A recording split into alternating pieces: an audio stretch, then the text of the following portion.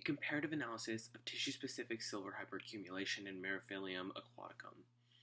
This project was mainly about investigating the allocation of heavy metals within the plant Meraphilium aquaticum. Heavy metal pollution has just recently become a serious problem, and in order to preserve the integrity of the environment, it has become apparent that human intervention is needed. The process of phytoremediation, or the removal of heavy metals and other pollutants using plants, has become a very environmentally friendly and feasible way to remove heavy metals from the environment.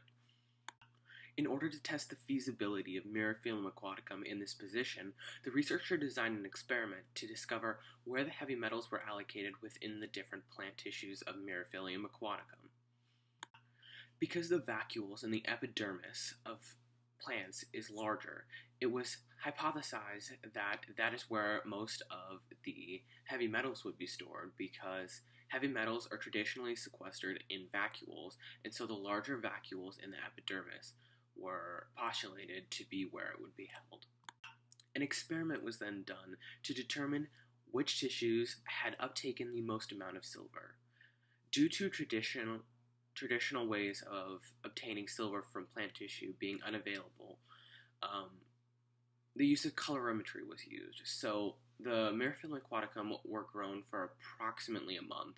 They were then separated into the different experimental groups by tissue, and they were dissolved in nitric acid and then subjected to sodium chloride to form a colloid, which was then able to be quantified using a colorimeter.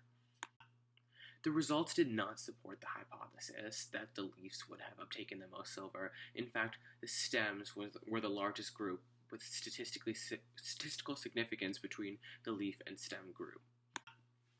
Although the results did not support the hypothesis, they did find a tissue that was more efficient at remediating silver than the other tissues, which can be used as a model to find plants that would be good in the facet of phytoremediation. This form of cleaning our environment could soon be quite prevalent.